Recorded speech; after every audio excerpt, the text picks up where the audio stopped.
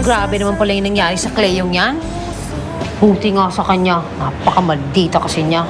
Tita naman, wag na po natin sisihin si Cleo. Nabiktima na nga po ng trahedya eh. Ay naku, ang sabihin mo, nakarma siya kasi ang sama-sama ng ugali niya. Alam mo yung mga taong ganun, kailangan hindi kinakaawaan. Naku, bakit ba natin siya pinag-uusapan? Uy, kumusta na kayo ni Angelo? Totoo ba'y narinig ko kayong dalawa na daw? Hindi pa po, tita. Eh bakit naman hindi pa? Eh bakit pa kayo nagpapatumpik-tumpik? Pareho na kayong malaya ni Angelo. Wala nang kontrabidang si Cleo. Eh, tita, hindi naman po ganun kadali yun. At bakit naman hindi? Ay naku, Jessica, kailangan maging agresibo ka. Kung hindi, matutulad ka sa akin na agawan ng lalaki. Miss Jessica, may bisita po kayo.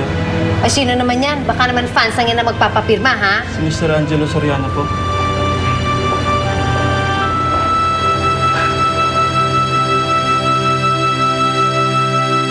Alright, a bit flirtatious.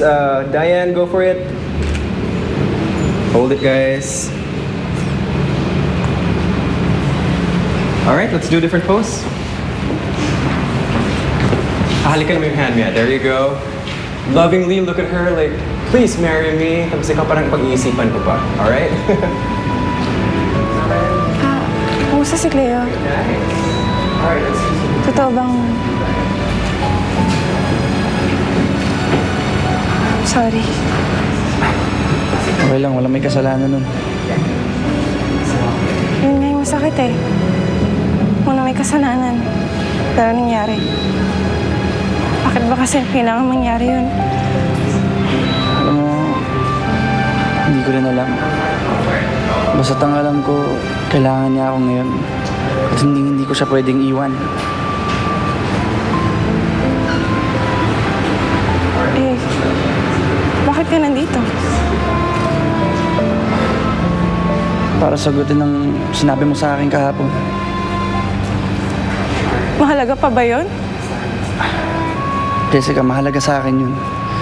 Mahalagang malaman ko na mahal mo rin ako. Pero, hanggang dito na lang muna tayo. Angelo! Jessica, masakit man sa akin. Pero kailangan kong gawin yun. Mahal na mahal kita, Jessica, pero mas higit na kailangan ako ni Cleo ngayon. At kailangan kong gawin yun para sa sarili ko. Para sa kanya. At para na rin sa konsensya ko.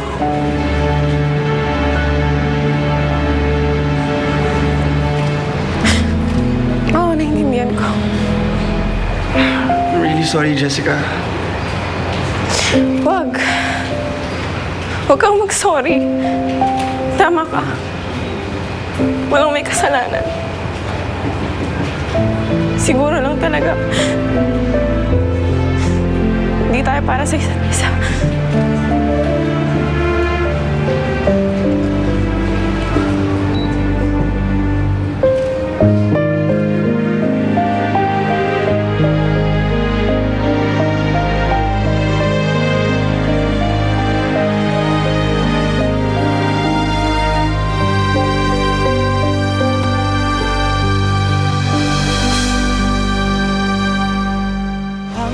Hindi mo na kasi. Distracted ka pa sa babaeng yun. Sa lahat kasi ng babae, si Jessica lang ang tumanggi sa kanya.